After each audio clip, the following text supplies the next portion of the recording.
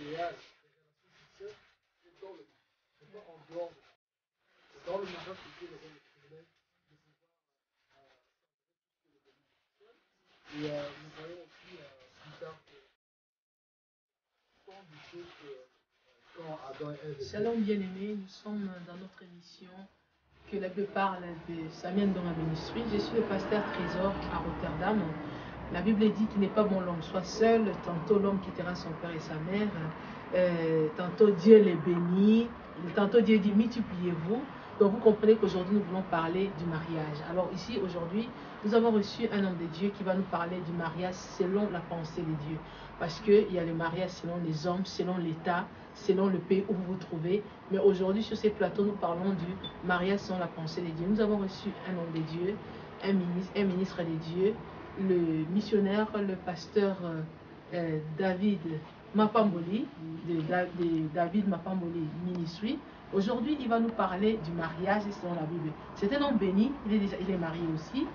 Et nous saluons sa femme, qu'on nous a dit qu'il vient d'être béni par un joli bébé. Bonjour maman, où tu te trouves, sois forte, on est avec toi. Alors, cette émission, nous allons la présenter à deux. Avec maman Bijou, comme vous le savez, que je vais saluer. Bonjour maman Bijou. Bonjour Pascal. Comment vas-tu? Ça va. Aujourd'hui, on a pensé à vous, on a pensé au couple. Le mariage selon Dieu. Oui. Tu es marié selon Dieu? Oui. Apparemment, oui. Et tu sais comment quelqu'un est marié selon Dieu? Bon, là, on va découvrir au travers du pasteur, hein, parce que c'est lui qui nous a amené le thème, le mariage selon la pensée de Dieu. Alors, on salue le pasteur. Amen. Bonjour pasteur. Bonjour. Comment allez-vous? Très bien, très enchanté d'avoir ce privilège d'être sur votre plateau télévisé. Qui est le pasteur David Mapamboli? Mapamboli, c'est un nom sur bouquet ou bien c'est juste le nom comme Machangaba, comme Kangapena, comme Dekuna Yambaye, dans le monde Nangamantui, na Komi Mapamboli. Non, en fait, David Mapamboli, c'est mon nom. Donc, ici, il faut vérifier mes documents dans le registre national. C'est comme ça que je suis enregistré, au nom de David Mapamboli. Je sais qu'autrefois, lorsque quelqu'un s'appelait Monampasi, qui signifie douleur, on trouvait que cela est normal. Mais lorsque quelqu'un porte un nom de bénédiction, ça devient surprenant. Donc, je reprends le nom de David Mapamboli. Mon épouse s'appelle Bobette Mapamboli, mais souvent les gens l'appellent par Bobette Blessing. Et nous avons trois enfants. Il y a Glory Mapamboli, Joyce Mapamboli, et puis le tout dernier, un garçon qui s'appelle Dave Mapamboli. Et comme vous l'avez dit, je suis le président de David Mapamboli Ministry, qui est un ministère qui est axé sur le mariage, comme aujourd'hui nous allons parler sur cela, qui est aussi axé sur la parole de la foi, et qui est aussi axé sur l'école du ministère. Et le siège se trouve précisément à Bruxelles, la capitale de Belgique. C'est là que nous avons notre bureau administratif où toutes nos réunions, tous nos programmes et toutes les réceptions, nous les faisons là-bas. Et par la grâce de Dieu, je suis aujourd'hui à Rotterdam avec vous. Et je tiens aussi à remercier le pasteur Samindonga et pour toute l'équipe de Samindonga Ministry et surtout pour vous, les charmantes présentatrices. Vraiment, je suis très honoré et je donne encore toute la gloire à Dieu pour ça. Amen. Alors, parce que vous avez été aussi bien, vous venez, comme je peux le dire, d'effectuer un voyage au Congo. Comment ça a été? Qu'est-ce que vous avez fait là-bas? D'accord, gloire à Dieu. Effectivement, comme vous le dites, Maman Bijou, je reviens de Kinshasa. J'ai fait pratiquement 2 semaines là-bas. C'était vraiment merveilleux parce que ça faisait 16 ans que je ne me suis plus retourné au pays. Donc, j'ai vu beaucoup de mutations. C'est vrai qu'il y a beaucoup de défis, il y a des crises, mais aussi j'ai vu qu'il y a beaucoup d'opportunités. Il y a de l'espoir et nous croyons tous que Dieu va faire des grandes choses au pays. Et j'ai pu passer dans différentes églises de la place et Dieu a fait vraiment des choses merveilleuses. Amen. Alors aujourd'hui, vous venez avec le thème qui est le mariage selon Dieu. C'est comme s'il y a quelque part aussi un mariage selon quelqu'un, selon une femme ou bien selon... Au juste, je vais demander, il y a combien de sortes de mariages?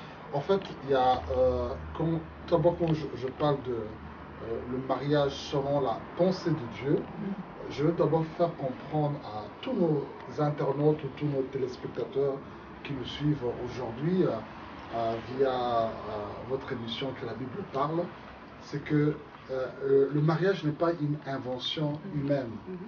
Ce n'est pas l'invention d'une culture bantou ou une culture juive ou une culture européenne. C'est vraiment la pensée de Dieu. Parce que je me base ici sur le texte de Genèse. Vous verrez que chaque fois que Dieu s'est mis à créer pendant les 5 premiers jours, il a créé les choses dans le ciel, il a créé les choses sur la terre, il a créé des animaux, et il disait toujours que c'est bon, c'est bon, c'est bon. Mais arrivé maintenant à sa dernière création, parce que l'homme est la dernière technologie que Dieu a fait sur terre, il a trouvé qu'il n'était pas bon que l'homme soit seul. Vous vous rendez compte que tout ce qu'il a vu, non, c'est bon, mais il n'est pas bon que l'homme soit seul. Donc même l'homme lui-même, lorsqu'il a été créé, pour lui, il trouvait peut-être que c'était bon d'être comme ça. Mais Dieu a trouvé que c'était pas bon. Et c'est Dieu qui dit non, il faut que je crée une aide semblable. Voilà pourquoi je dis que le mariage, selon la pensée de Dieu. Donc le mariage est une fabrication de Dieu. C'est comme aujourd'hui, je vois pasteur Trésor très bien habillé. Je vois maman Bijou très bien habillée. Si je regarde vos vêtements ou bien les bijoux que vous portez, il y a certaines choses, c'est marque Made in Hollande, Made in Belgium, Made in USA, Made in Japon. Mais quand tu regardes le mariage, tu regardes l'étiquette derrière, c'est Made in God. C'est-à-dire, c'est Dieu qui est le fabricateur du mariage. Voilà, chers internautes, le pasteur David Mapamboli est en train de nous dire que dans chaque chose, il y a un fabricateur, ou dans chaque étiquette, c'est écrit Made America, Made Germany, mais le mariage, c'est Made God. Alors, est-ce que vous pouvez nous parler du mariage selon la pensée de Dieu? Alors, le mariage selon la pensée de Dieu, je me base toujours sur le livre de Genèse, que Dieu a dit dans Genèse chapitre 2, verset 18, pour ceux qui disent que l'Éternel Dieu dit qu'il n'est pas bon que l'homme soit seul, je lui ferai une aide semblable. Donc, et ce qui s'est passé, c'est qu'il y a eu un moment où, ce qui est très important d'abord dans ce texte, c'est que le Seigneur a créé Adam, il l'a mis dans un environnement où, premièrement, il avait beaucoup de richesses tout autour de lui dans le jardin. Deuxièmement, il y avait la présence de Dieu qui était là, qui communiait avec le Seigneur.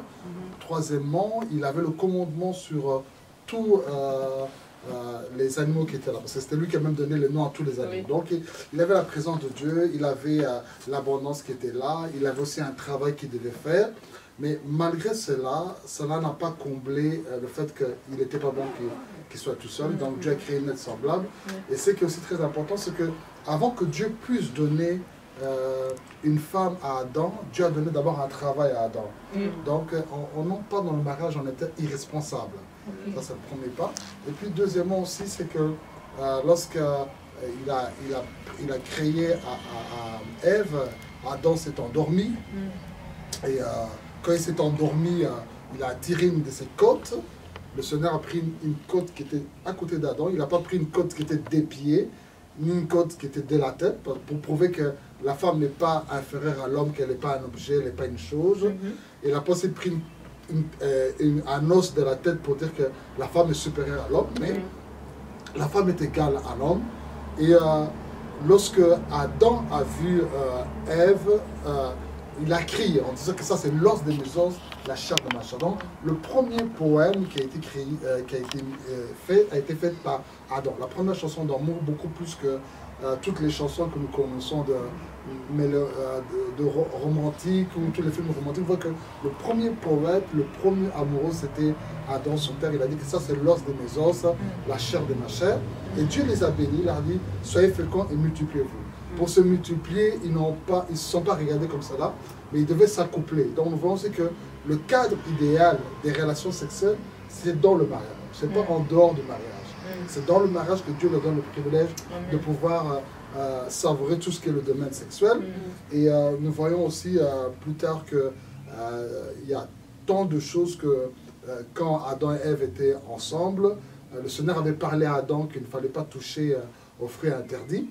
Et quand ils ont touché à cela, malgré que c'est passé par Ève, mais le Seigneur n'a pas interpellé Ève par rapport à cela, mais il a interpellé Adam pour lui montrer que non, bon, comme vous êtes dans le couple, il y a toujours quelqu'un qui doit assumer la responsabilité. Donc vraiment, en quelques mots, il y a beaucoup de choses que nous pouvons développer dans ce texte. Et je crois qu'avec les différentes questions que vous avez préparées aujourd'hui, on pourra vraiment bénir le peuple de Dieu par rapport à cela. Amen, amen, pasteur. Mais dans le verset qu'on venait de lire, l'Éternel dit, il n'est pas bon que l'homme soit seul. Je lui ferai une aide semblable à lui. Ce qui me revient, l'Éternel dit, je lui ferai une aide. Donc, une personne, une femme. Mais aujourd'hui, au moins, il y a des hommes qui ont besoin de deux sortes de aides. 3, 4. Comment expliquer ça? Parce que c'est Dieu qui a dit que je lui ferai une aide. Mais aujourd'hui, il y a des hommes qui se disent, voilà, il y a le roi David qui avait plusieurs femmes. C'est pour cela aussi, moi aussi, j'en ai plusieurs. Comment expliquez-vous ça? D'accord. Vraiment, merci pour cette question, Maman Bijou, qui est vraiment très, très pertinente. C'est vrai, comme vous avez dit, si on peut voir ce qui se passe aujourd'hui, il y a beaucoup de gens qui ont des aides. Il dit que je prends la première femme, elle, c'est celle qui m'a aidé à avoir des enfants. L'autre femme, c'est celle qui m'aide dans mes business. On voit aussi d'autres, aussi comme vous le dites, d'autres aussi, c'est une femme aide du ministère. Mais voilà pourquoi on revient au commencement. Au commencement, Dieu a trouvé que pour un homme, il fallait une seule femme. Et pour une femme, il fallait un seul homme. Il y a personne de plus intelligent que Dieu. Dieu voyait il savait que la terre devait être remplie. Il aurait pu dire directement que non, Adam, je te fais avec plusieurs femmes pour que la terre soit remplie rapidement. Mais il a jugé bon que seulement avec une seule femme, lorsqu'ils vont s'unir, des enfants vont naître et puis la multiplication va se faire. Donc, le mariage, c'est un homme pour une femme pour un homme, et non pas un homme avec plusieurs femmes, non pas aussi une femme avec plusieurs hommes, non pas aussi ce que nous voyons aujourd'hui, le mariage pour tous, qu'un homme pour un homme ou une femme pour une femme, non pas ça le pays, non pas aussi la zoologie que nous voyons aujourd'hui où des gens qui disent que non, un homme pour un animal, une femme pour un chat, non, c'est un homme pour une femme. Aujourd'hui, c'est vrai que beaucoup de gens se défendent avec l'histoire de Salomon, mais il faut bien regarder. Toute la Bible se résume dans ce livre de Genèse avant que Adam et Ève soient chassés en dehors du jardin. Tant qu'ils étaient dans le jardin, la pensée initiale de Dieu pour le mariage, c'était un homme et une femme. C'est lorsque le péché est arrivé, qu'ils sont sortis maintenant du jardin déjà, c'est là que maintenant la polygamie a commencé.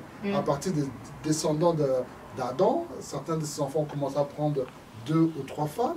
Et puis on voit aussi la suite avec Salomon qui a battu le record en prenant même 1000 femmes à côté de lui. Mais le but de Dieu avant le péché, parce que le plan idéal, c'est le plan que Dieu avait fait avant le péché. Donc, si je vous comprends bien, tout ce que nous sommes aujourd'hui, ce n'est que le plan B. Le plan A, selon l'origine des choses, c'est dans l'île de Genèse. Alors, avant la chute. Donc, tout ce qui s'est passé après la chute, ce n'est pas le plan original. Voilà. Donc, le plan original, c'était d'abord le plan A dans le livre de Genèse. Le plan B, maintenant, c'est avec la conséquence du péché. À partir du péché, premièrement, il y a cette affaire de polygamie. Il y a aussi l'affaire du premier meurtre qui s'est fait entre Caïn et Adine. Il y a eu aussi ceux qui ont commencé, les premiers artisans de fer. À partir de là, la guerre a commencé. Les premiers bergers nomades, tout ça. Mais ce qui est merveilleux, c'est qu'il y a aussi un plan final avec Jésus-Christ. Quand Jésus est venu, il est le deuxième Adam, l'Adam parfait. Il est venu maintenant restaurer cette image. Et puis vous verrez même à plus dans la Bible, les gens ont voulu dire que non, mais Moïse a dit ceci. Mais Jésus dit là, il n'était pas ainsi au commencement. Au commencement, nous devons nous référer à ce que avant que Adam et Ève ne pêchent, avant qu'ils soient expulsés du jardin, quel était le dessein idéal que Dieu avait placé. Et maintenant, par Jésus-Christ, Jésus est en train de nous restaurer dans cette image initiale que Dieu avait pour la famille. Pasteur, je reviens au même verset. Comme j'avais dit, Dieu a dit, je lui ferai une. J'ai dit d'abord une, et puis il a dit une aide. Alors ça signifie que quelqu'un qui a besoin de l'aide, c'est quelqu'un qui est occupé quelque part, qui a des occupations. Quelqu'un, alors l'aide, je pense bien, c'est quelque chose qui est là au centre. Et avant l'aide, il y a celle-là ou bien celui-là, la personne qui doit donner. Et à côté, là-bas, il y a la personne qui doit recevoir. Autrement dit, donc, la femme apporte de l'aide et l'homme reçoit. C'est ça que le Seigneur veut dire ici. Mais aujourd'hui, il y a des hommes, si tu le regardes, tu dis, mais où est sa femme? C'est comme si sa femme n'agissait pas à ses réactions, à ses paroles, je ne sais pas, à son travail, à son manière d'être. Mais c'est comme si l'homme se croit ne pas avoir besoin de l'aide. Il ne reçoit pas. Que dites-vous de ce que l'homme a des difficultés de recevoir de l'aide qu'apporte sa femme? Okay. En tout cas, là, il y a 2 points très importants que je voudrais souligner. Il y a d'abord la part que la femme doit jouer son rôle en tant qu'aide pour son mari. Et puis aussi, il y a de l'autre côté aussi l'homme de pouvoir reconnaître que la femme qui est à côté de moi est une aide. Voilà. Ouais, alors, par rapport au premier point, c'est que, en tout cas, toutes les sœurs qui nous regardent, toutes les dames qui nous regardent, sachez-le qu'à côté de votre mari, Dieu vous a placé en tant qu'aide. Dieu avait appelé Adam à gouverner cette terre. Il avait appelé Adam à établir le royaume de Dieu sur terre. Et Adam ne pouvait pas faire ça tout seul. Il avait besoin qu'une femme soit à côté de lui. Ce que je veux dire ça à quelqu'un, c'est que il y a certaines choses que tu peux faire toi-même, mais il y a un certain niveau, il faut que cette aide-là soit là avec toi. La Bible dit que 2 valent mieux qu'un. Parce qu'il retire un meilleur salaire d'une seule personne. L'union fait la force. Et la Bible déclare qu'une seule personne, à lui tout seul, si l'Éternel est avec lui, il peut se battre contre 1000 personnes. Mais lorsque 2 personnes et que le Seigneur est avec eux, on ne dit pas que normalement le calcul serait que 1000 multiplié par 2, ça fait 10 000. Mais Dieu dit que non, avec 2 personnes, si l'Éternel est avec eux, ils peuvent se battre contre 10 000. C'est-à-dire que tout seul, tu es efficace, mais quand vous êtes à 2, vous pouvez être encore beaucoup plus efficace. Alors, vraiment, en tout cas, ma soeur, ne te minimise pas. Tu es précieux à côté de ton mari. Tu peux changer beaucoup de choses en lui. Moi, je peux donner un exemple. Je n'ai pas honte de le dire. Ma femme le sait très bien. Avant que je marie, j'avais un autre look. Mais comme ma femme m'a marié, elle a changé aussi mon look. Elle m'a rendu plus beau, plus attirant. Comme moi aussi, j'ai aussi apporté d'autres choses auprès d'elle. Et aussi, de l'autre côté aussi, les hommes apprenaient à reconnaître que votre femme est à côté de vous. Et vous savez, il y a certaines choses, nous, les hommes, on est un peu de nature un peu têtu. Tu ne veux pas écouter ce que ta femme te dit. Après, maintenant, quand une catastrophe arrive, c'est là que là, ah, ma femme a... Je me rappelle encore, papa nana, si ma maman est encore vivante, c'est maman nana, azota nana. Je me rappelle de mon père, c'était lui, s'il avait quelque chose en tête, il voulait toujours vite à Salam. Mais Kosomba Mutuka, il faut la Mutuka. Asumi Mutuka, Mutuka et Kangani, Mutuka Moba Teki, Moba Bateki. Ah, non, mais il ne pas, ah, maman le baki. Tu vois? Alors, papa, Tika comportement. Il y a beaucoup de catastrophes qui te sont arrivées dans ta vie si tu avais pu ne plus qu'écouter ta femme. Amen, pasteur. Parce que vous voyez, comme vous voyez, tout autour de ce thème, il y a toujours tant de questions. Donc, on ne manquera jamais des questions à vous poser. Maintenant, je vois, je suis toujours à l'aide. Parce que c'est Dieu qui a dit, je lui ferai une aide semblable. Alors, pasteur, il y a, comme moi je dis toujours, il y a toute aide et aide, tout conseil et conseil. Mais quelle sorte de l'aide que la femme doit porter à son mari? Ok, en tout cas, l'aide peut être à plusieurs niveaux. À plusieurs niveaux, tout dépend l'aide peut être, il y a une aide spirituelle, il y a une aide morale, et puis aussi, qu'est-ce que je peux dire, c'est que dans le mariage, quand vous entrez dans le mariage, il y a une certaine complémentarité. Prenons un exemple, quelqu'un qui n'a pas eu des grandes études dans sa vie, lorsque le Seigneur lui fait grâce maintenant qu'il se marie avec une femme qui a beaucoup étudié, n'aie pas peur de ta femme, ne te sens pas complexé parce qu'elle a plus de diplômes que moi, non, non, non. Elle est une aide pour toi. Peut-être vous pouvez commencer un business, mais elle, comme elle a fait des études dans le domaine de l'économie, elle peut être une aide pour toi dans le domaine gestion financière. Peut-être que toi, quand tu as l'argent, tu peux facilement dépenser, mais elle, parce qu'elle a étudié cela, elle peut mieux gérer les finances que par rapport à toi. L'aide aussi peut être aussi, c'est un homme est né dans une famille, il était enfant unique.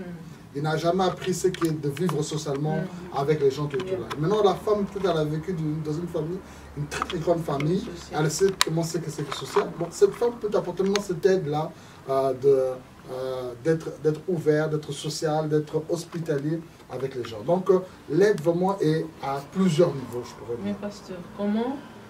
Ici, vous parlez de mariage selon Dieu, selon la pensée de Dieu. Là, vous êtes en train de parler déjà quand deux personnes se rencontrent, se marient, comment ils doivent vivre selon la pensée de Dieu. Mais avant cela, avant que deux personnes se rencontrent, avant que deux personnes ne puissent se dire des mots et puis s'échanger des alliances et devenir un couple. Quelle est la pensée de Dieu avant cette phase-là, par rapport aux deux personnes? Comment ils vont se rencontrer? Comment ça se passe? Et quand ils se rencontrent, quelle est la pensée de Dieu? Quel est le modèle de Dieu pour arriver jusqu'au mariage? D'accord, c'est une question très intéressante. Vous verrez que quand Dieu a donné un travail à Adam qui était de pouvoir donner de nom aux animaux, la Bible dit qu'Adam, quand il a donné de nom aux animaux, il a constaté qu'il n'a pas trouvé une aide semblable. C'est-à-dire que pendant qu'il donnait des noms à chaque animal, Adam s'attendait que sans doute parmi ces créatures que je vois, peut-être il y aurait une de mes compagnes qui sera là.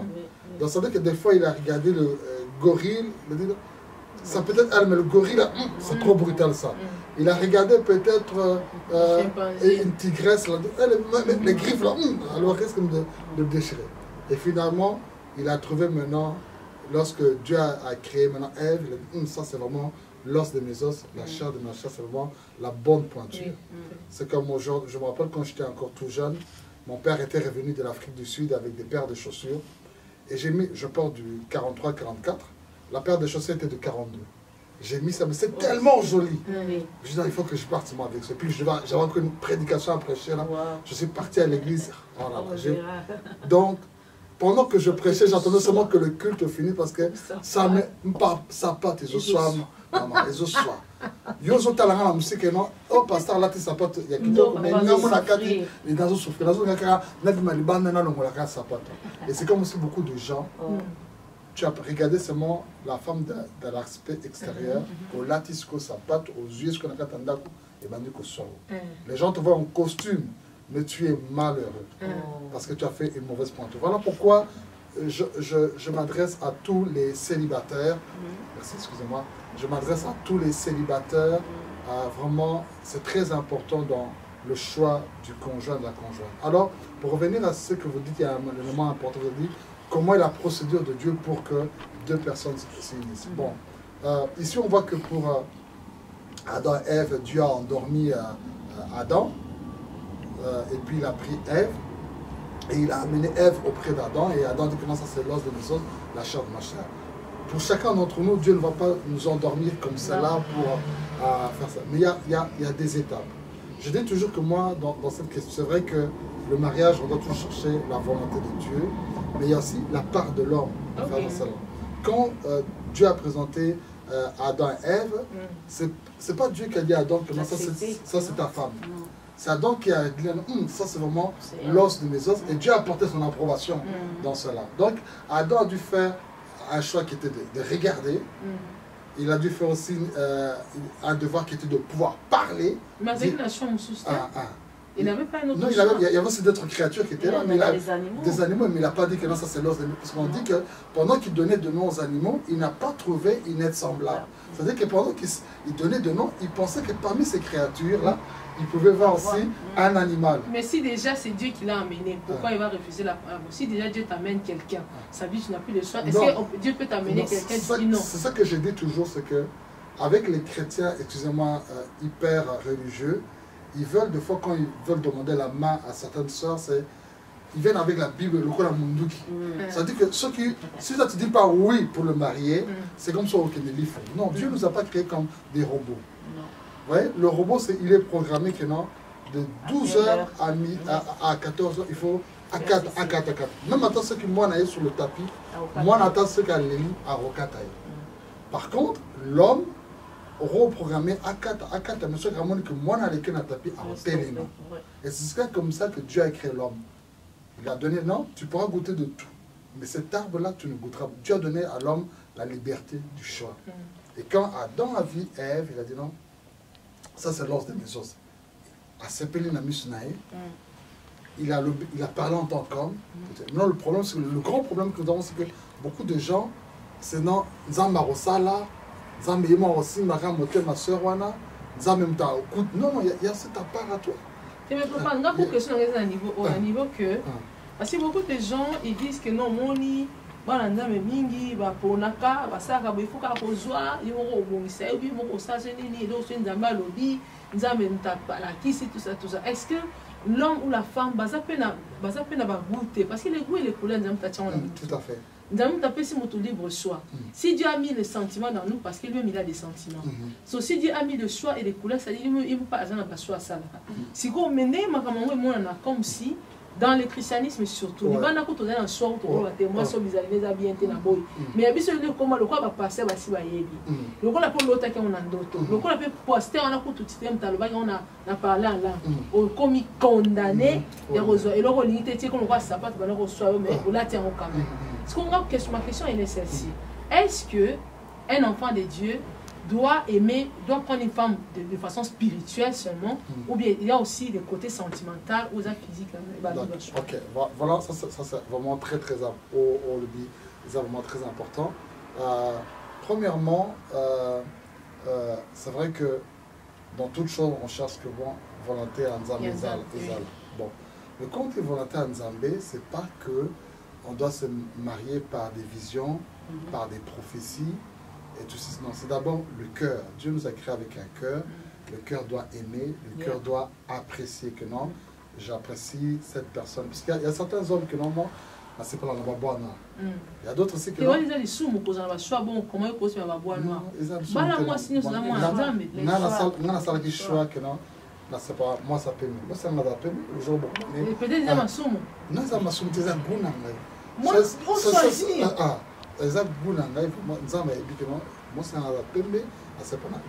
C'est pas charnel ça. C'est pas charnel, maman. Les choix, vous avez dit les choix, pasteur, les choix. Aux autres un livre à cantique, on dit que toute écriture est inspirée. Un livre de cantique, les belles et non, ils ont le col à ceux qui nient. Matam, on a ceux qui nient. Ils ont la Bible, ils ont Saint-Esprit. Alors, ceux qui, Dieu n'a pas eu honte que livre de cantique, ils ont mis la Bible. Alors pourquoi nous les hommes, nous voulons rendre quelque chose un péché alors que Dieu ne voit pas ça un péché. L'homme a la liberté, même moi c'est une liberté, bon, on a même l'exemple comme Rebecca pour Isaac. Mais tout le monde moi est-ce qu'on s'est payé na dossier na copo na ba opeso. Il y a atteint na CP. Ça veut dire que na boy, na ba boy na ba d'autres et pasteur, question de mes aboyens. Donc si on est pasteur à tout une question, est-ce que c'est normal qu'à la place de l'homme de faire le choix, qu'une femme aussi fasse le choix. D'accord. Ok, alors, en tout cas, depuis que ce qui est très important, c'est l'homme, bibliquement, on voit que l'homme fait toujours le premier pas, donc il n'est pas à moi si avec. Maintenant, s'il y a des cas de figure où j'encourage pas que les femmes fassent le premier pas, mais il y a aussi des cas où tu as certaines personnes qui sont timides de nature. Tu vois?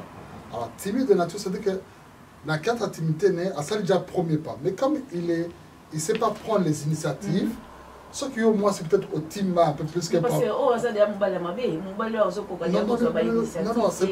c'est déjà un problème dans un couple. Non, peut-être pas initiative, mais une responsabilité. Je prends un exemple. Mais c'est ça. Je prends un exemple. Il y a certains frères, il y a certaines personnes qui, avant de venir au Seigneur, maintenant qu'il vit naïe, il a eu le temps d'aimer les femmes. Donc c'est-à-dire qu'il vient dans le Seigneur, il sait déjà par stratégie comment fonctionne la femme. À lui philosophie, moi ça l'ingara boyer, moi ça l'ingara boyer. Il y a d'autres personnes aussi, à ça la vie en haute, mais il a vu cela chez ses parents, chez ses amis, ou bien dans un film à Talaka, il reproduit ici cela. Donc c'est d'autres personnes qui ont la référence morotée.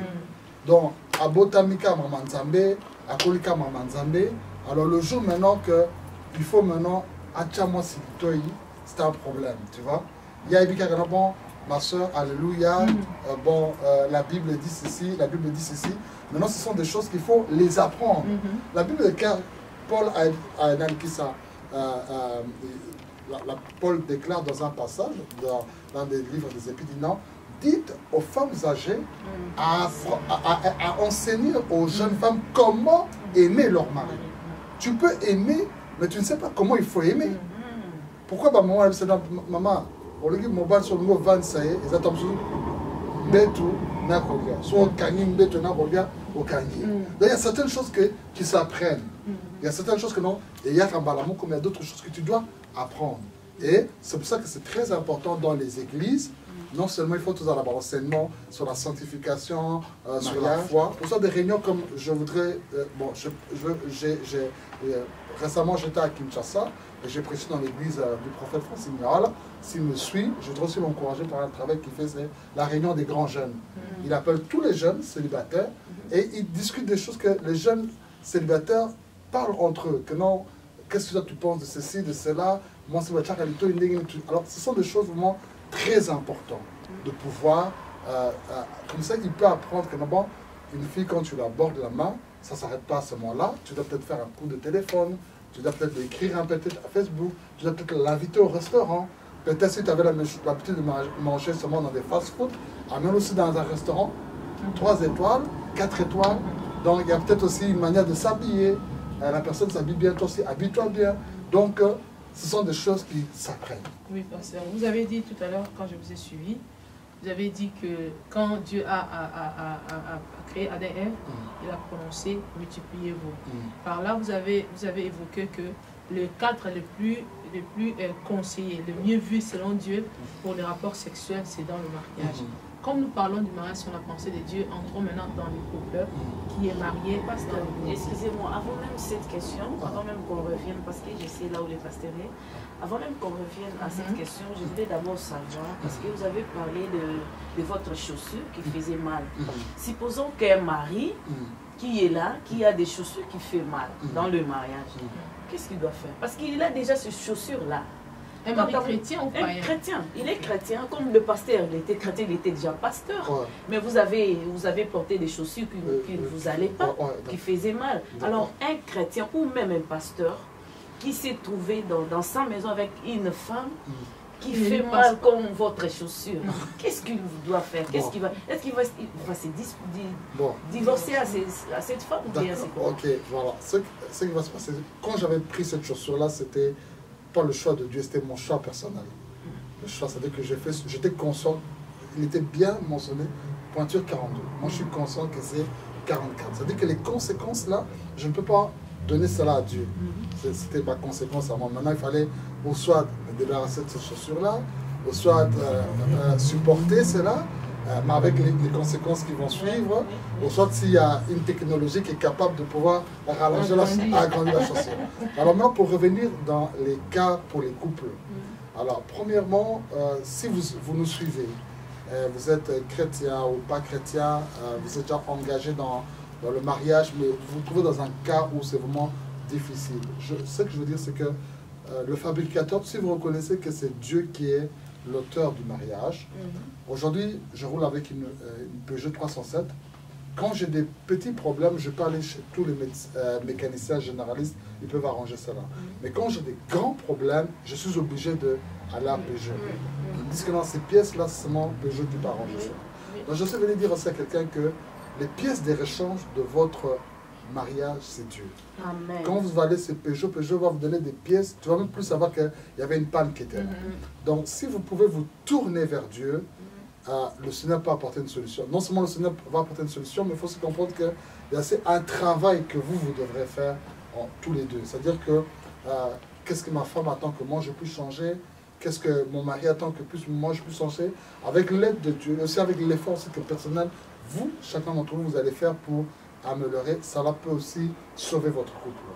Alors, il y a aussi pour d'autres cas, malheureusement, malgré tous les efforts, mais parce qu'ils n'étaient pas faits réellement pour être ensemble, nous constatons des cas où des séparations arrivent, ou soit des divorces arrivent. Et aussi, il y a quelque chose qui nous vient aussi en tête, c'est que par rapport à ce que vous disiez ce qui est très important, c'est qu'il y a aussi certains maris, peut-être, tu étais avec lui, mais il était encore à l'état brut. Il y a certaines choses que, en travaillant, il peut devenir maintenant le produit fini. Parce qu'il y a beaucoup de gens, ils voient peut-être, ah, moi je voudrais que mon mari soit comme le mari de tel. Oui, mais Si tu le voyais, c'est là peut-être 10 ans Oui, avant, oui, il oui. n'était pas ce qu'il était là Non, aujourd'hui. non. Il y a eu un travail qui a dû être fait. Dieu a dû travailler en lui. Lui-même aussi a dû travailler sur sa personnalité. Sa femme aussi a dû travailler en lui. Aujourd'hui, il est ce qu'il est. Je porte une bague ici, ce qui est très joli en or. Il y a un peu de diamant, il y a un peu d'argent dessus. Mais quand c'était à l'état brut, c'était pas comme ça. Non. Ça a dû passer dans le feu, on a dû tailler. Aujourd'hui, maintenant, cette bague est jolie. Je l'ai achetée pour mon mariage. C'est de même aussi pour votre couple. Vous pouvez faire aussi de votre couple un couple merveilleux. Mais il faut accepter qu'il y a un travail qui doit être fait. Laissez Dieu travailler cela en vous et vous aussi acceptez de travailler l'un à l'autre.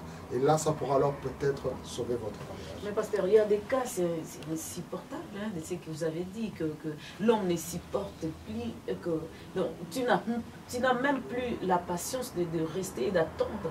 Parce que, comme vous avez dit, hein, que c'est Dieu qui doit travailler et vous-même aussi, vous avez un travail face à face à votre mariage. Mais est-ce que c'est toujours facile? En tout cas, c'est pas facile parce que je peux pas. Il y a des personnes qui nous suivent aujourd'hui, ils peuvent aussi dire, mais en tout cas, pasteur dit que c'est facile, mais c'est pas ce que je suis en train de vivre. Oui. Alors, je voudrais pas être catégorique, mais il y a des cas sur des cas. Je ne prends pas le divorce. La Bible donne certains détails quand le divorce peut être fait. Il y a aussi certains cas, parce qu'il y a d'autres qui pensent que non, le divorce, c'est seulement que non, quand il y a un cas d'adultère, tout ceci. Mais si une personne, tu vis avec un homme qui est peut-être pédophile et qui commence même aussi à abuser de tes propres enfants, ou un homme qui est violent et qui commence même à te taper plusieurs fois, la police est venue. Mais on te prévient même, madame, si vous commencez à vivre avec cet homme, vous pouvez peut-être mourir. Donc, il y a des cas où certaines choses qui sont, on ne sait plus arranger, qui vont, pour ça, c'est que vraiment vous puissiez vous séparer, pour que tu puisses continuer à vivre et que tu puisses mener une vie heureuse. Quoi. Donc, à ce moment-là, tu te remaries pas.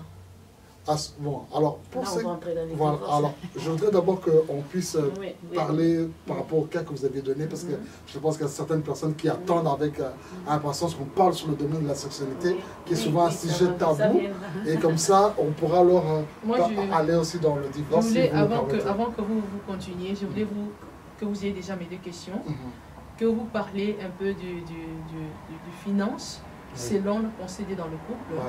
Et la sexualité, sur la pensée dans le couple, et aussi la collaboration, la communication.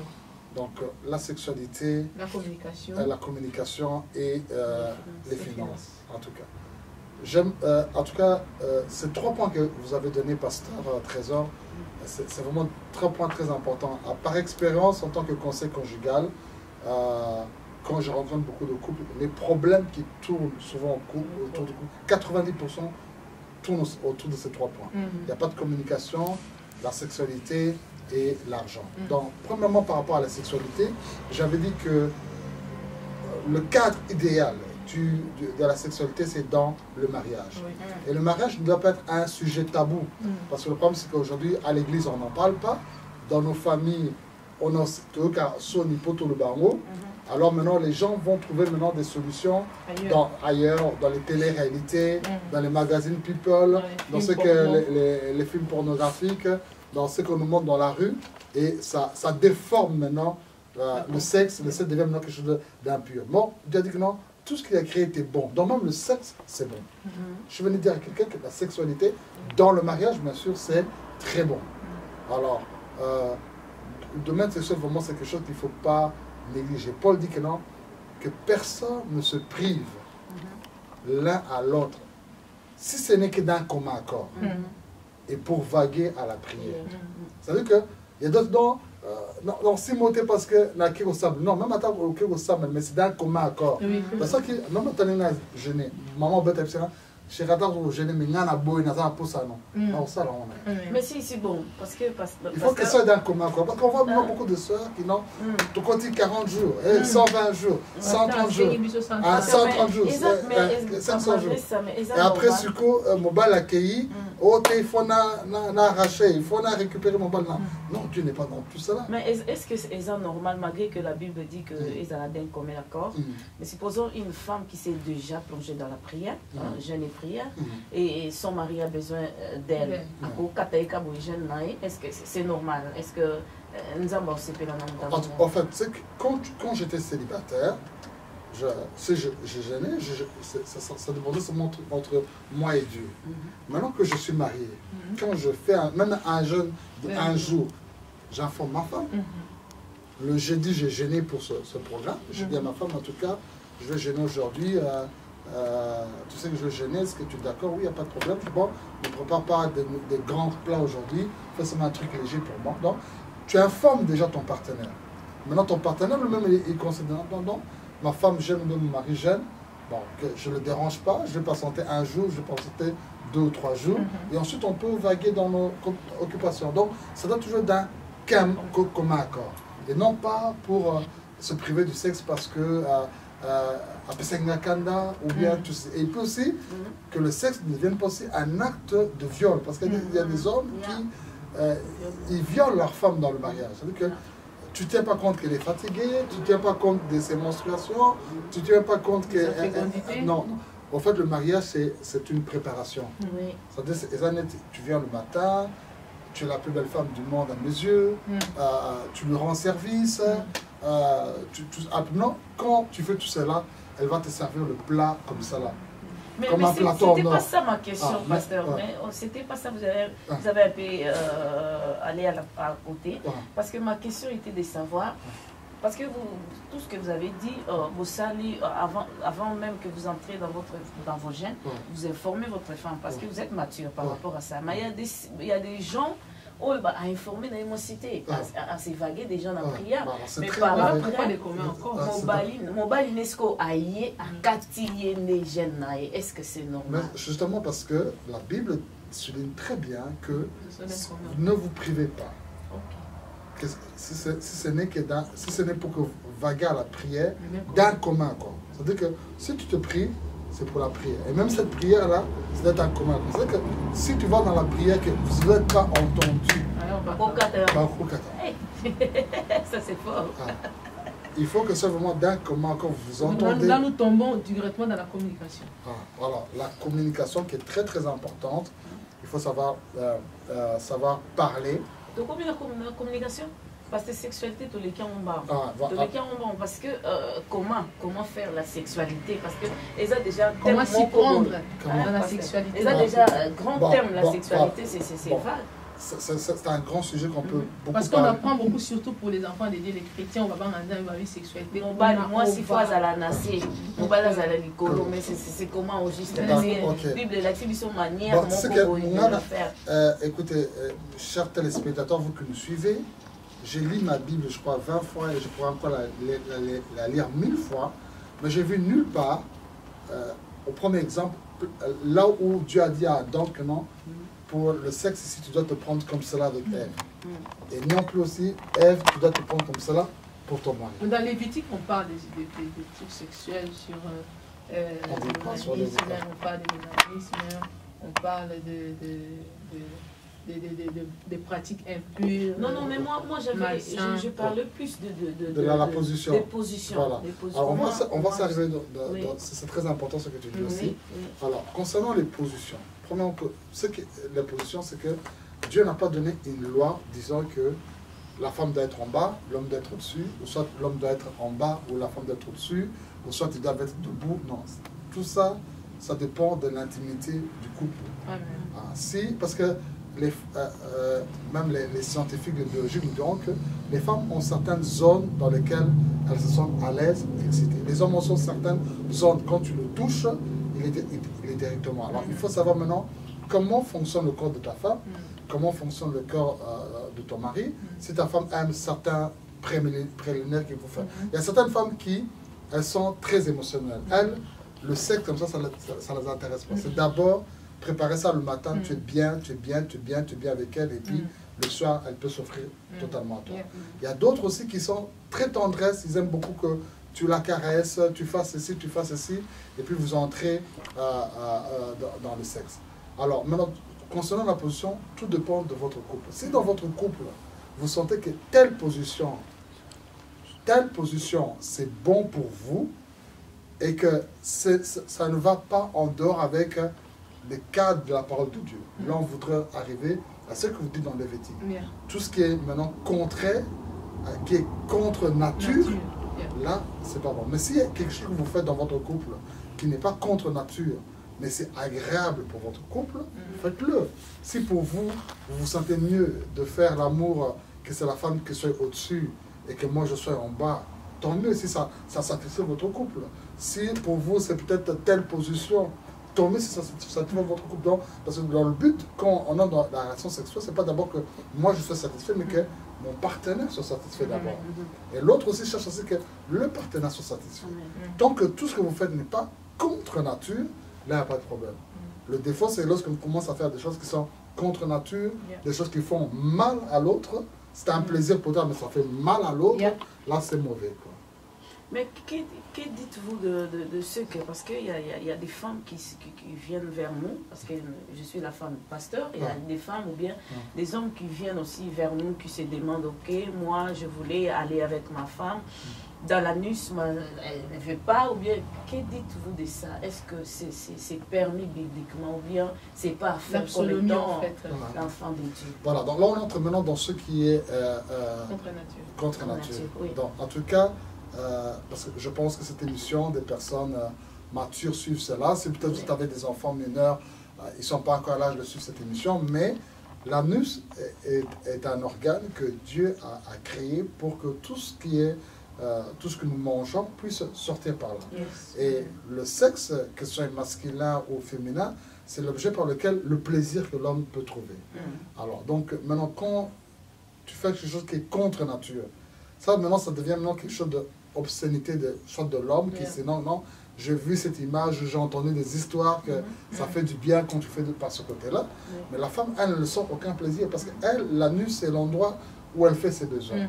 Et maintenant, toi, tu vas là, tu vas te faire plaisir à toi-même, mais tu nuis maintenant à ta femme. Mais certaines femmes trouvent que si elles ne le font pas, le mari va aller ailleurs parce que ils se disent peut-être que je suis obligée de me laisser parce que si je n'y vais pas, il va le faire avec une autre. Parce qu'il y a des femmes qui sont disposées à faire ce genre de pratiques.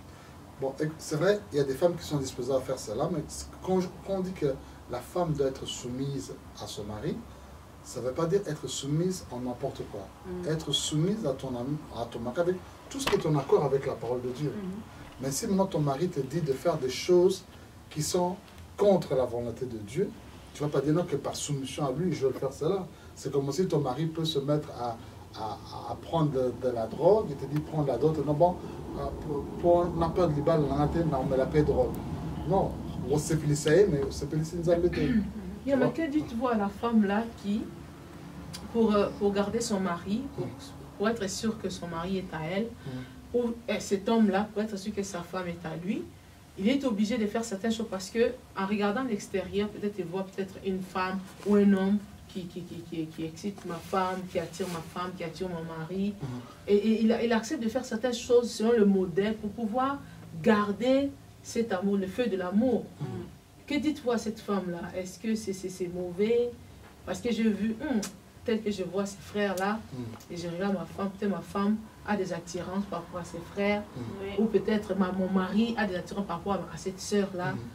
Alors je dois faire ceci, je dois me... Tu deviens artificiel, quoi, ce que je veux dire. Juste pour pouvoir garder le feu, pour garder le mari. Que dites-vous à ces gens de femmes? Alors, pour ce genre de cas, si tu vois que... Bon, en fait, quand on est dans un couple, chacun doit savoir un peu ce qu'il aime. Je sais que non, bon, sur le plan... je prends un exemple. Il y a certains hommes qui aiment quand ils rentrent chez lui, ils trouvent sa femme très belle, bien habillée. Peut-être la mini-jupe qu'elle ne met pas ça à l'église, elle peut le mettre à la maison. Maintenant, il arrive chez lui, il trouve sur la femme, elle a mis le training, elle a mis le luputa, elle a mis le foulard à la tête, elle a tout ça. Un pyjama. Bien pyjama, tu vois. Maintenant, ce qui bouge sa tête, il voit seulement ça lorsqu'il est dehors. Tu vois. Alors, c'est ça qui le pousse maintenant. Maintenant, il faut que l'homme doit d'abord exprimer à sa femme ce que moi j'aime voir. La femme aussi sache aussi ce que l'homme aime. Et c'est que non, bon, en tout cas, moi, mon mari, il aime que quand il vient chez moi à la maison, il y a certaines tenues peut-être coquettes que je ne peux pas mettre à l'église ou dehors, mais chez lui, ça lui plaît. je peux le mettre cela à la maison. Mais le frère, il est chrétien. Ils ne disent rien. Ils disent parce que, tandis qu'à l'extérieur, tandis que chez lui, même sa femme le pousse aussi de parler. Papa, est-ce que, même au lit, moment, papa, est-ce que tu es satisfait? Est-ce que ça te plaît? Qu'est-ce que tu veux? Mais il est un peu limité dans ses paroles. C'est ça la communication. Les gens ne peuvent pas dire leurs sentiments par la leurs paroles. Donc, que dites-vous à ces gens, à cet homme-là ou à cette femme-là qui est dans cette situation? Oui, en tout cas, pour ces hommes et ces femmes qui sont en cette situation, je dis vraiment, la communication, c'est très important. Il y a un exemple, on nous dit que quand Adam et Ève ont péché, il y a qu'ils étaient tous les deux nus, et c'est seulement quand le péché est entré qu'ils ont eu honte. Oui. Mais auparavant, ils étaient nus. Adam a vu comment était Ève, c'est Azaki Taïmi, c'est Azaki Taïmi. Ève aussi a vu comment il était sur les minibus, sur les bulldozers, donc il a vu que tel que. Donc, alors, dans le couple aussi, il faut qu'il y ait cette transparence-là. Que tu saches ce que mon mari aime, ce que ma femme aime. Si maintenant, il ne le dit pas, créez maintenant un sort de dialogue dans lequel vous pouvez parler, le faire comprendre. Ou soit peut-être il n'arrive pas à dire cela, mais que toi, tu as déjà détecté ce qu'il aime. Au lieu d'attendre qu'il puisse te confesser cela, tu peux provoquer cela. Non, parce que, papa, vous savez, les femmes, tu peux provoquer cela, ça veut dire que non, il aime telle tenue. Bon, ce jour-là, je lui mets la tenue qu'il aime, ou il aime tel plat, ce jour-là, je lui prépare le plat qu'il aime, ou il aime telle chose. Il n'y a pas une femme sur la terre, il n'y a pas une femme sur la terre qui n'aime pas entendre son mari parler, je ne vois pas. Toute femme sur la terre, tout ce qu'elle est, tout ce qu'elle fait, elle désirerait écouter son mari dire quelque chose. Et très souvent quelque chose de bien. Toute femme. Il n'y a pas une femme, même si elle n'est pas belle, elle n'est pas, je sais pas, coquette. Mais si toi, le mari, tu lui dis des choses, elle se sentira coquette par rapport à ce que toi, tu lui dis. Or, par rapport à ce que maman Bijou est en train de dire, le sœur ou le frère peut être coquette dehors. Quand l'homme voit ou la femme voit, oh frère, on a la bien, sœur, on a la bien. Mais à la maison, maman tabo minzoto, alobarate. C'est ça qui fait aussi que le mari ou bien la femme, oh, azobzan malobarana, ah bon, ayo comment peut-être pas seulement, faut nous sonner la bête, faut nous sonner la lata, sœur nous sonner, ou bien moi ça sœur nous sonner la lata. Et ça là que et créer moi ma tendance pour tout à apprécier kayo, on va nous noyer kayo. C'est ce que je me dis, peut-être. Qu'est-ce que vous pouvez dire à cette femme-là? Entre-temps, il y a ça la caméra. Bon, en tout cas, premièrement, c'est vrai que j'encourage tous les couples vraiment que la communication soit là.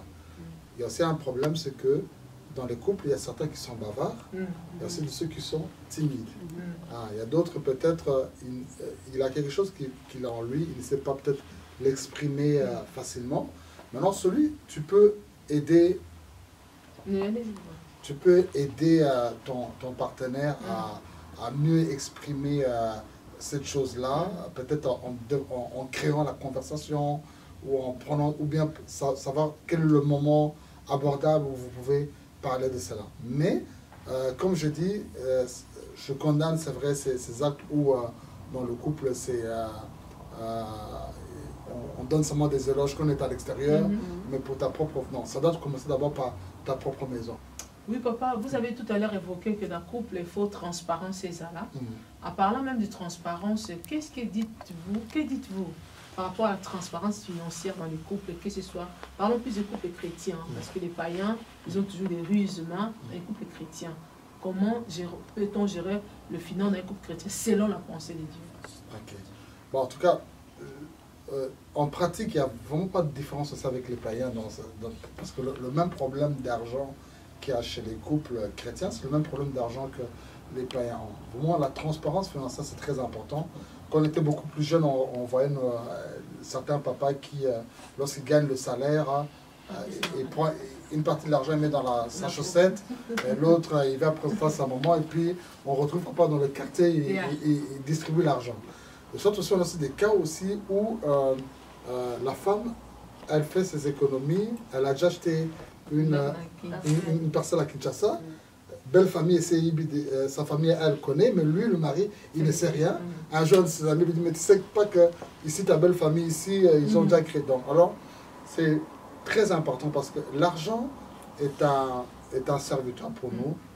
Quand on prend l'argent comme un serviteur pour nous, ce sera une bénédiction. Mais si maintenant on prend l'argent comme un Dieu qui commence à dicter nos vies, qui commence à contrôler notre couple, ça va détruire. Alors, la transparence, premièrement, dans l'argent, il faut savoir qui va gérer l'argent. Certaines personnes pensent que non c'est l'homme parce qu'il est le chef. Mais comme j'expliquais au début, il y a certaines personnes, peut-être c'est la femme qui peut mieux gérer l'argent, ou comme ça peut être aussi le mari qui peut mieux gérer. Il y a certaines femmes, quand tu as l'argent, elles disent non, chérie, c'était plus fort que moi. Namoni, ça pas tes coquilles, t'es le but qui arrive, Zouangaï. Alors, si tu es dans ce cas-là où que partout tu vois, et la mère, vraiment, Zouangaï. Il y a les hommes dépensiers aussi. Il y a aussi maintenant, c'est des hommes qui sont dépensés, ou que la femme peut mieux. Savoir d'abord, qui peut gérer l'argent. 2, savoir vivre selon vos moyens. Oui. Parce que, tu vois, peut-être un couple, tu vois, ils ont une belle voiture, ils font des voyages, tu sais, bon. Tu sais pas d'abord, est-ce qu'ils ont tous eu cela directement? Il y a peut-être des étapes qu'ils ont fait. Est-ce que peut-être ils ont pris cela à crédit? Est-ce que si peut-être ils ont d'autres voies qu'ils ont pris cela? Maintenant, si tu ne regardes pas toutes ces choses, tu veux à tout prix mener le même mode de vie que votre voisin. C'est ce qui crée des crises dans le couple. Il y a des conflits. Maintenant, tant que l'argent n'est pas là, rien ne marche, il n'y a plus de communication, il n'y a plus même de rapports sexuels dans le mariage. Et le secret dans le finance. Alors, pour les secrets dans le finance, vous voulez dire que peut-être je cache... comme le papa à l'église. Voilà. Alors, moi, ce que je conseille toujours, c'est que la transparence est toujours très importante. Je connais, par expérience, on a eu des cas où l'homme se bat pour envoyer de l'argent à sa femme le téléphone toujours, non, on manque ceci, on manque cela, on manque cela. Et puis, il y a un jour, l'homme arrive à la maison, il trouve dans le tiroir des extraits bancaires que la femme avait un revenu qu'elle recevait dans le pays sans pouvoir informer son mari. Mais pendant tout ce temps, ils se sont chamaillés au téléphone que non, j'ai pas d'argent, tu ne m'avons pas toujours assez. Donc, moi, je conseille aux gens que la transparence soit là. Quand vous avez fait le choix du mariage, je pense que le meilleur choix du mariage, c'est le partage en commun. Donc, ton argent, c'est mon argent. Quand je prends l'exemple d'Ananas et Safira, j'admire ce couple, quoi qu'ils soient morts, mais la seule chose qu'ils ont fait de mauvais, c'est parce que ils auraient dû dire la vérité que non, le montant qu'on avait gagné, c'était ça. Mais ce que j'ai aimé, c'est qu'ils avaient le même langage dans le domaine des finances. C'est-à-dire que non, cet argent, ton beau marron pour l'ambition. Ah, moi, c'est pas bien, calmez-moi. Mais parce que vous dites vous montrez toute votre finance à votre femme que vous recevez dans le ministère ou par des gens ou à votre femme. Voilà, donc, tout l'argent tout ce que je gagne déjà comme revenu, elle est au courant. Bon, maintenant, il peut y avoir de l'argent qu'on me donne par-ci, par-là. Si on me donne de l'argent, je lui fais une surprise. Un jour, je l'amène au restaurant ou un petit cadeau, tout là. S'il y a une question qui passe, bon, en fait, c'est quoi? Parce que j'avais pas... Tu l'informes de cela. Bon, si ce n'est pas une question nécessaire, qu'elle ne te pose pas la question, ça passe aussi comme ça. Mais de manière générale, il faut commencer. Vous vous informez que non, ça, c'est comme cela, ça, c'est comme... Parce que du moment où tu n'informes pas, c'est là que ça va commencer. Le jour maintenant, la femme va commencer à avoir de l'argent d'un monsieur plus riche que toi. Elle te cache cela. Puis c'est comme ça qu'on apprend que une femme s'est séparée de son mari. Elle est partie avec un autre homme parce qu'elle cachait tout ça à son mari, l'argent qu'elle avait de l'extérieur. Donc vraiment, la transparence financière doit être là. Pasteur, mais que pensez-vous d'un mari qui a des comptes bancaires et en secret, qui se disent pour faire surprise à sa femme un jour? Là c'est pas mauvais. Si c'est pour faire une surprise, voir le but. Papa, n'a pas souffrir. Non, si le but, c'est comme tu dis que non, il a créé ce compte, c'est pour faire une surprise. Ah non,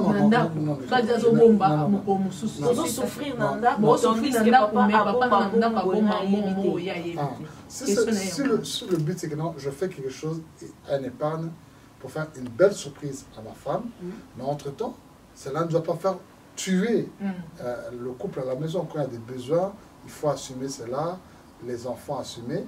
Mais si le but est que non, qu'on voit vraiment aussi cette surprise que tu vas faire que non, du jour au lendemain, voilà la belle maison que je t'ai fait, la belle voiture que je t'ai achetée, tout cela c'est quelque chose que j'ai épargné, c'est très bien. Moi je peux donner un exemple, moi souvent ma femme, il arrive, c'est pas la première fois, je le dis, elle le sait, souvent, c'est pas de l'argent qu'elle a eu à l'extérieur, c'est de l'argent que je lui ai donné. Prends cet argent, gère ça là pour les dépenses à la maison, un truc, tout. Elle va prendre ça là, elle fait telle dépense ici, mais un autre truc, elle garde ça là. Elle épargne, elle épargne. Et un jour, on a un besoin. Ah chérie, tiens, tel argent. Or, tellement, toi, quand tu m'avais donné 400 euros, je te dis non, bon, les achats, si on peut faire cela 200 euros, 200 euros, si on peut garder ça pour ceci. Et puis, bah, je constate, ah non, on avait un besoin à la maison, l'argent est passé par là, ou soit un cadeau est venu par cela. Donc, si c'est pour des bons buts qui est pour bénir votre couple et pas faire nuire à votre couple, là, il n'y a pas de souci. Mais si c'est du genre que non, tu gardes celle-là et entre-temps, c'est la famille qui commence à souffrir là. Nous, voilà, pasteur, quel est votre mot de la fin? Parce que nous sommes déjà à la fin. Quel est votre mot de la fin? En tout cas, le mot de la fin que je peux dire aux gens, c'est que dans le couple, les problèmes sont partout. Que vous soyez pasteur, que vous soyez chrétien, que vous soyez même païen, tous les couples subissent des problèmes. Mais l'important, c'est de savoir sur quoi vous avez fondé votre couple. Si votre couple est fondé sur Christ, devant chaque situation, que ce soit dans un problème financier, sexuel, problème de belle famille, problème de tromperie, quand Christ est au centre de votre couple, une solution pourra être trouvée. Et je voudrais aussi vous remercier pour ce privilège, Maman Bijou, Pasteur Trésor, et ainsi que mon grand ami, le révérend Samin Donga, et toute l'équipe de Samin Donga Ministry qui m'a offert ce privilège de me tenir devant vous sur cet écran-là. Merci beaucoup. Voilà, chers internautes, nous sommes arrivés à la fin de notre émission. Nous avons développé ici le mariage selon la pensée de Dieu. Le pasteur David Mapamboli a énuméré certains points importants pour qu'un couple soit selon la pensée de Dieu. Il y a des points comme la sexualité. Le meilleur lieu de la sexualité, c'est le mariage. Par rapport aux finances, il a parlé, il a dit il ne faut pas qu'il y ait des secrets. Quand l'homme ou la femme reçoit de l'argent, doit présenter à l'autre afin qu'il y ait une transparence. Parce que lorsqu'il y a un peu de cachette, c'est ça qui va amener les problèmes demain. Il a parlé aussi de la communication. Il dit le véritable problème, il y a un problème de communication dans le couple. Si tu sais que ton mari ou ta femme n'aime pas ceci ou aime cela, apprends à lui parler ou apprends à lui dire ce que tu aimes ou ce que tu n'aimes pas. Et quant à nous, nous disons merci à tous les peuples de Dieu, aux enfants de Dieu. Nous bénissons tous ceux-là qui nous suivent, tous ceux qui ont des questions, des suggestions pour ce site, pour tout ce qui s'est ici. Écrivez-nous, envoyez-nous ou visitez notre site 3 fois www.samuelnoamisi.com. Que Dieu vous bénisse. À la prochaine. Shalom.